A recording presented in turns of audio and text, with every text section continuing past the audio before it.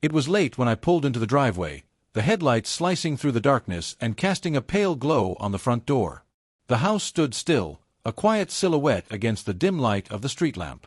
But something felt off before I even stepped out of the car. A soft glow seeped through the living room window, warmer, dimmer than usual. Caroline often left the lights on, but tonight, there was something different.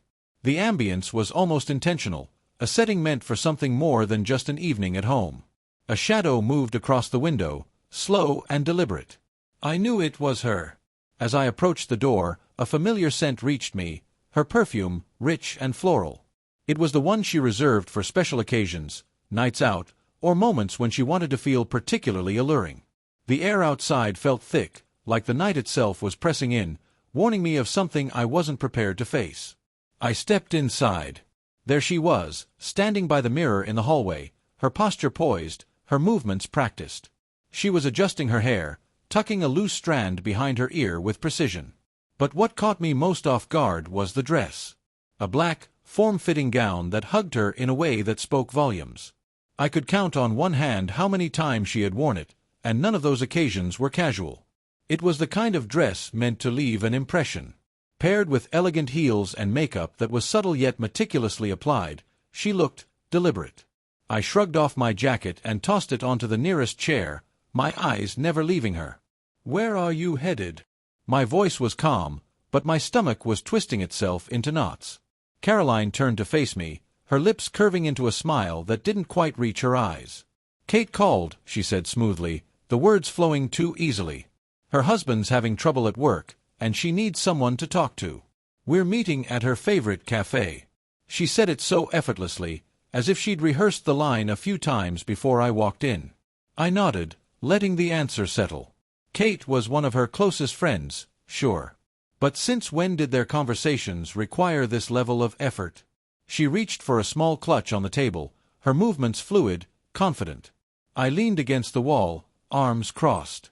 "You're dressed like you're going to a gala, not a cafe." My tone was casual, but I was watching her closely. She let out a light laugh, the kind meant to diffuse suspicion. "You know I hate looking sloppy." Kate always puts effort into how she looks, and I didn't want to feel out of place. She stepped closer, pressing a soft kiss to my cheek, her perfume lingering in the air. Then, she grabbed her coat, a sleek piece that matched her outfit perfectly. Every detail had been carefully curated. The dress, the accessories, the way she carried herself. It was all too polished. Too perfect. The sound of her heels clicking against the floor echoed softly as she stepped outside. I stayed in the doorway, watching as her taillights disappeared down the street. For a moment, I considered letting it go. Maybe I was overthinking. Maybe it was just another night out with a friend. But then, as I turned back to the hallway, something caught my eye. On the small table by the door, her spare car keys sat in plain sight. Caroline never left those keys behind. Ever. She was meticulous about keeping them in her bag, always prepared, always organized. Yet, tonight, they sat there, untouched. A heavy feeling settled in my chest as I reached down and picked them up, the cool metal pressing into my palm. I hesitated, then made a decision. Without overthinking it, I stepped outside and walked toward her car. The interior was pristine, as always. Everything in its place, not a single sign of disorder.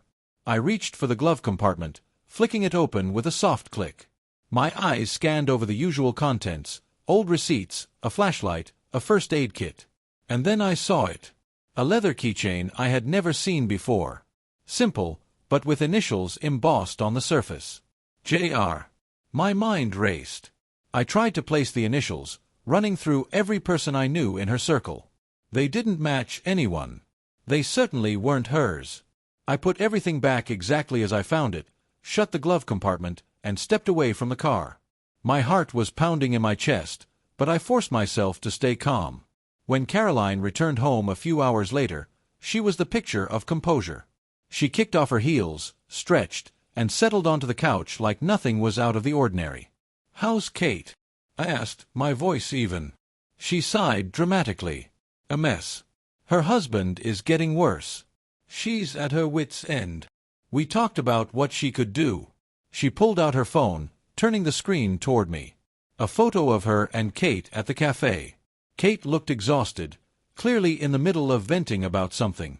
It was a solid alibi. Except for one thing. I had learned to trust my instincts, and something about the way Caroline carried herself, the way she delivered every piece of her story, felt too smooth. Too perfectly placed. I nodded, not pushing further. Not yet. Instead, I let the moment pass, letting her believe I had swallowed her story without question. But the keychain, the dress, the overly detailed explanations, those weren't things I could ignore. This wasn't just paranoia. Something was happening. And I needed to figure out exactly what it was. The morning sunlight streamed through the kitchen window as I sat at the table, nursing a cup of black coffee. Caroline moved around the room, gathering her things for the day, her movements efficient but slightly hurried. Her crisp white blouse tucked neatly into a pencil skirt gave her the usual polished look she carried to work. But there was something else, something different about her today. She was distracted. She checked the clock more than once, muttering under her breath about an early meeting at the office. That in itself wasn't unusual. What was unusual was the tension in her body, the subtle way her hands gripped the counter a little too tightly, as if she were trying to keep herself steady. She wasn't just in a hurry, she was anxious. I took another slow sip of coffee, watching her. "Another big day at work?" I asked, keeping my tone light. She glanced at me over her shoulder, her smile easy but not entirely natural. "Yeah, some project deadlines are piling up. You know how it is." I nodded. I did know how it was. And I knew how she usually handled pressure. Calm, methodical, unfazed. This was different. Then, as she slung her handbag over her shoulder, something unexpected happened. The strap slipped, sending the contents of her bag spilling onto the floor. Caroline crouched quickly to gather her things, but I had already leaned forward to help. A small slip of paper near my foot caught my attention. Instinctively, I picked it up. It was a receipt. And not just any receipt. It was from a high-end jewelry store. Dated the previous evening. The total was substantial. I turned it over in my fingers, my mind already forming questions. Caroline reached for it, plucking it from my grip with the same easy charm she always had. "Oh," she said with a soft laugh, "that's for my mom. Her birthday is coming up, and I thought I'd get her something nice. You know how much she loves jewelry." Her voice was smooth, her explanation effortless. Too effortless. I nodded as if the answer satisfied me, but inside, a new wave of unease settled in my gut. Caroline's mother did like jewelry, but her taste was understated, modest pieces, nothing extravagant. And this was far beyond her usual price range. I let it go for the moment. I had learned over the years that pushing too soon would only lead to defensiveness. Some truths revealed themselves more clearly when left to simmer. After she left for work, I lingered in the kitchen, staring at the spot where the receipt had fallen. My gut told me something was off, and I'd learned to trust my gut. Then, as I moved to clear the table, my eyes landed on something else. Her phone. It was sitting unattended on the counter, something she rarely ever did. Caroline was always attached to her phone, always careful to keep it within reach. A part of me hesitated. I had never been the kind of man to snoop. But the questions swirling in my mind, the inconsistencies piling up, were too much to ignore. I picked it up, my fingers moving automatically to unlock it with the code I knew. Most of the messages were mundane, work chats, casual exchanges with friends. But one conversation stood out. A single message. From an unknown number. "Thanks for last night. Everything went perfectly." That was it. No name. No context. Just a simple, cryptic message that could mean anything or everything. My jaw tightened as I stared at the screen. My pulse pounded in my ears, but my hands remained steady. Whoever this person was, they weren't just some casual acquaintance. I grabbed a notepad from the counter and quickly wrote down the number before locking the phone and placing it back exactly as I found it. For the rest of the morning, I couldn't shake the feeling that something bigger was unfolding right under my nose. The expensive jewelry, the perfectly crafted explanations, the cryptic message, they were puzzle pieces, scattered but leading toward something I wasn't ready to name just yet. I told myself to be patient, to wait. to gather more information before making any moves. Caroline was careful, but not careful enough. That evening, when she came home, she was her usual self, relaxed, effortless, the same woman I had known for years.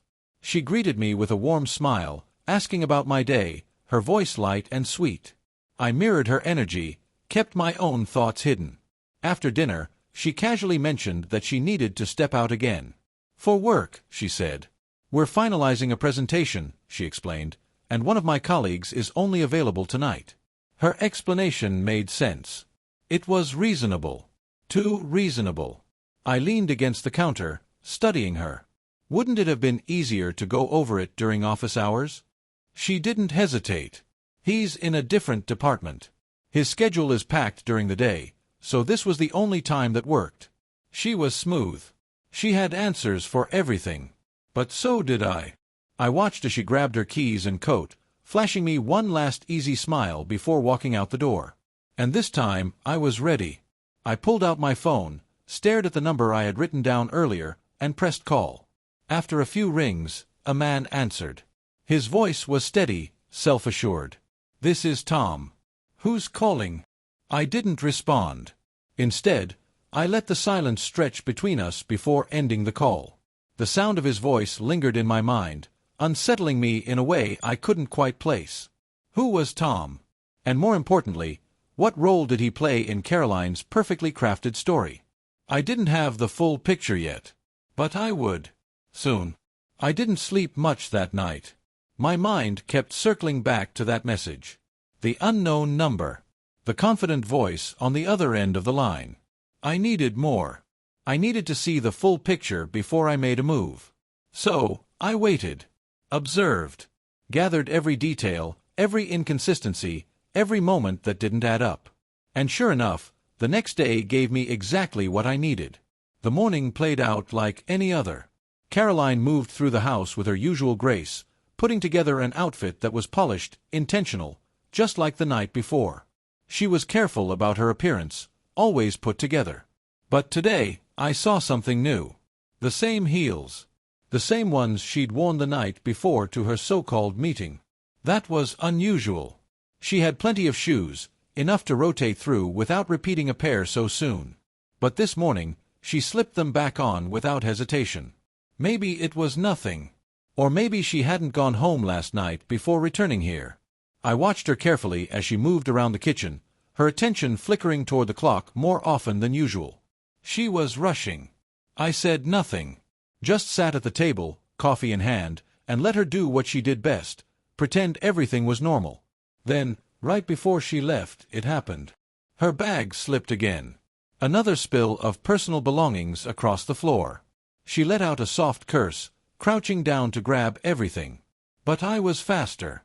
I reached for a small slip of paper that had fluttered near my chair.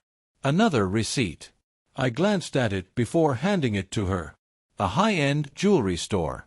Dated last night. The total was even higher than the previous one. Caroline barely hesitated. "Oh," she said with a light laugh, taking it from me. "That's for my mom. I wanted to get her something extra special this year." It was the exact same excuse she had used the day before. A pre-rehearsed line. A lie. I let it slide.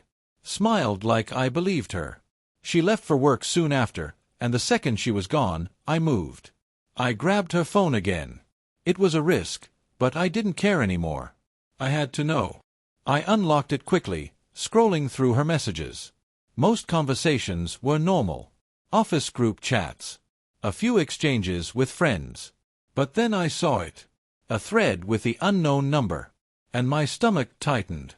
It wasn't long, but it was enough. A simple exchange. "Tom, last night was perfect. Can't wait for the next one." Caroline, "Me too. Soon." No names. No specifics. But I didn't need them.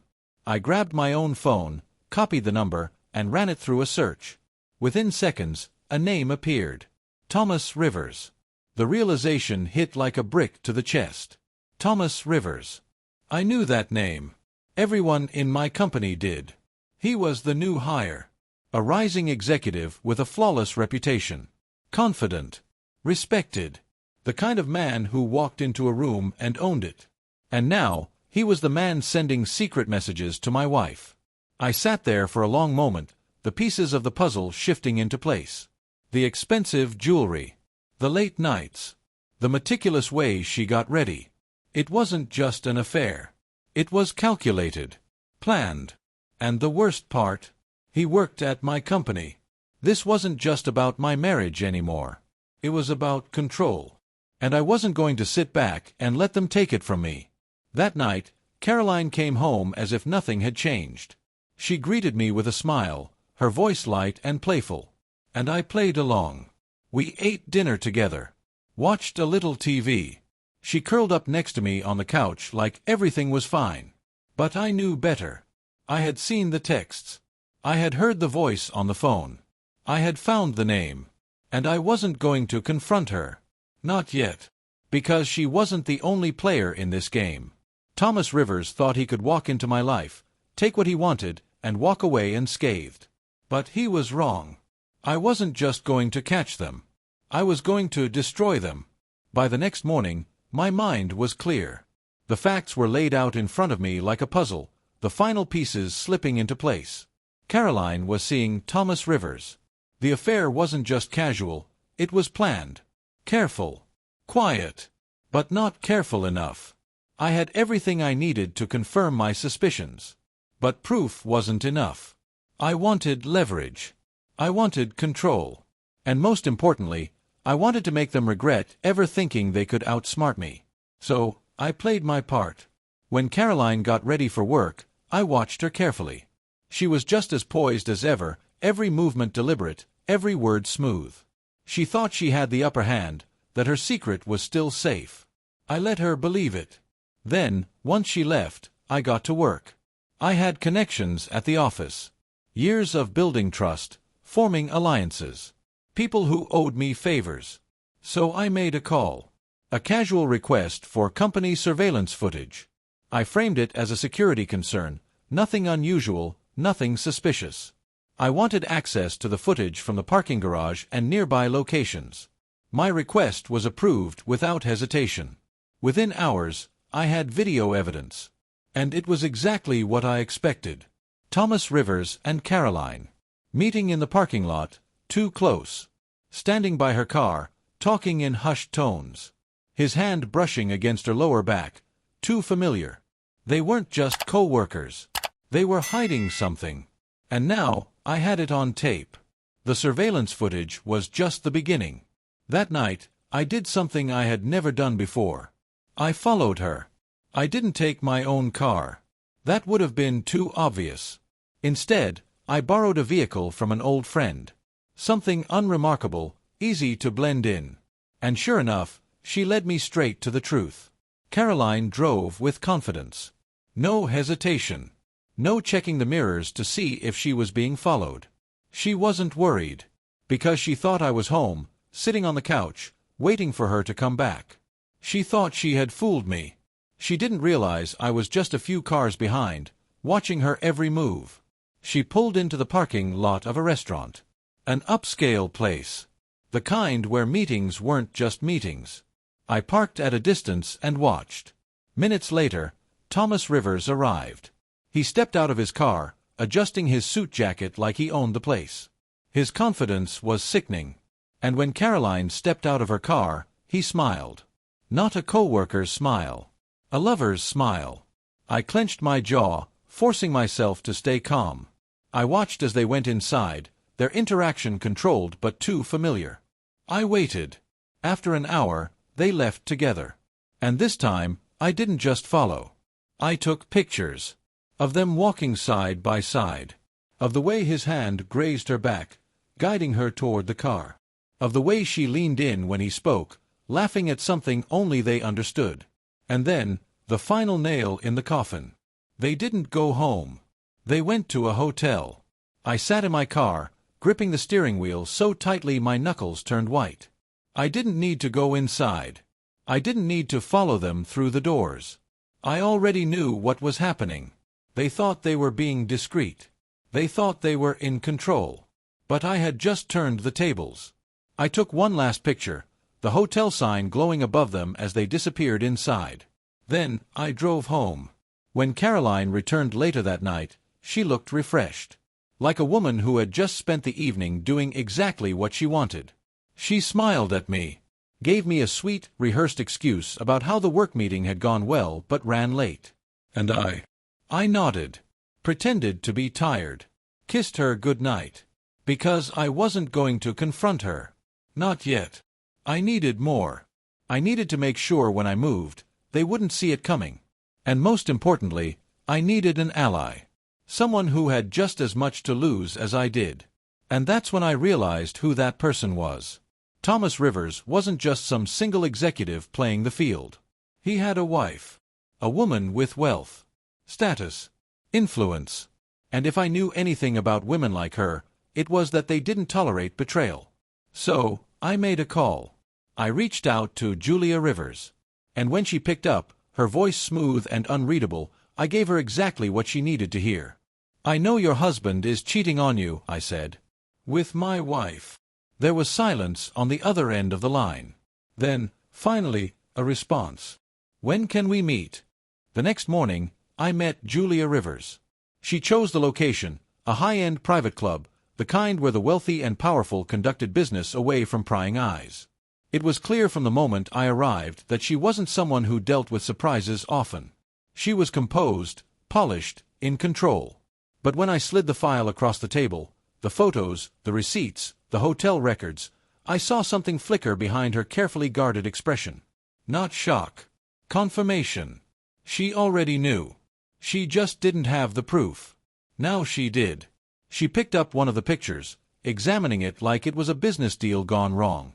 Then, after a long pause, she exhaled slowly and set it back down. "So," she said, her voice sharp, calculated. "What do you want?" I leaned back, keeping my tone even. "The same thing you do. To take them down." She studied me carefully, searching for any sign of hesitation. "Why not just confront them?" she asked. I gave her a small, humorless smile. "Because I don't want just a confrontation. I want leverage. I want them to feel what it's like to lose everything. And I have a feeling you do too." Her eyes darkened. She didn't respond right away, but she didn't need to. Her silence was agreement. Over the next few days, Julia and I built a plan. She had resources, private investigators, financial records, and most importantly, access. And what she uncovered made everything worse. Thomas wasn't just having an affair. He was stealing. Using company funds to cover his personal expenses. Lavish gifts, travel, hotel suites. And Caroline, she was a willing participant. I had assumed this was just an affair. A betrayal between two selfish people who thought they could get away with it. But this was deliberate. Caroline wasn't just stepping out on me. She was planning a future with him. Using my home, my stability, to prepare for the life she thought she was going to have. And they had no idea that we knew. So we let them keep thinking that. Julia and I spent days gathering everything. Documents. Emails. The financial proof that would ruin them both. And then, we set the trap. Caroline had another meeting. She followed the same pattern. Same dress. Same perfume. Same effortless excuse. And I let her walk out the door. Only this time, I wasn't just watching. I was waiting. An hour later, Julia called me. They just checked into the hotel. I exhaled, feeling the weight of finality. It's time. We had already spoken to the board of directors. Already sent the financial evidence to corporate. By morning, Thomas Rivers would wake up to find his entire career destroyed. And Caroline, she was about to lose everything. I arrived at the hotel just as Julia did. She was calm, controlled. But her eyes burned with something dangerous. "This is it," she murmured as we walked through the lobby. We knew exactly where they were. And when we reached their door, Julia didn't hesitate. She knocked. A pause. Then, from inside, Caroline's voice. "Who is it?" Julia glanced at me. I nodded. Then she spoke. "It's me, darling." Silence. Then the sound of hurried movement inside. The door cracked open, and there stood Thomas, half-dressed. His expression shifted in an instant.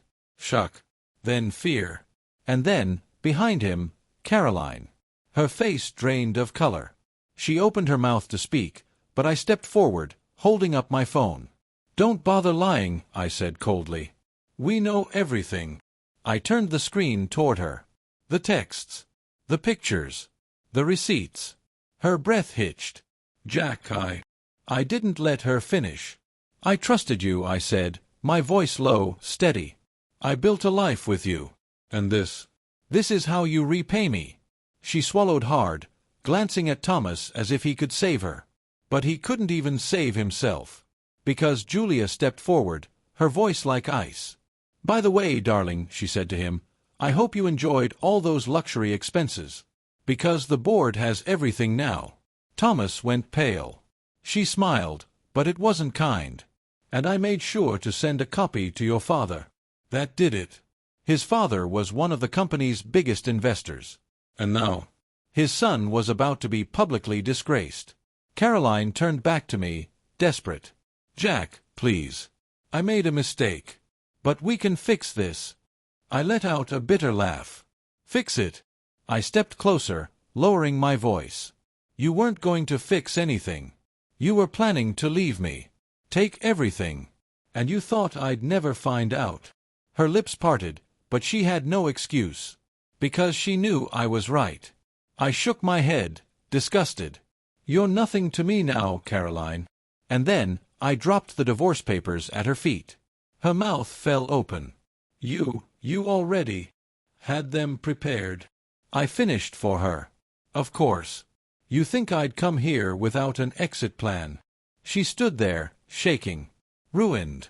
And Thomas? He wasn't even looking at her anymore. Because he knew the real damage had been done. His marriage was over. His career was over. His reputation was shattered. And as Julia and I turned to leave, I heard Caroline's voice break behind me.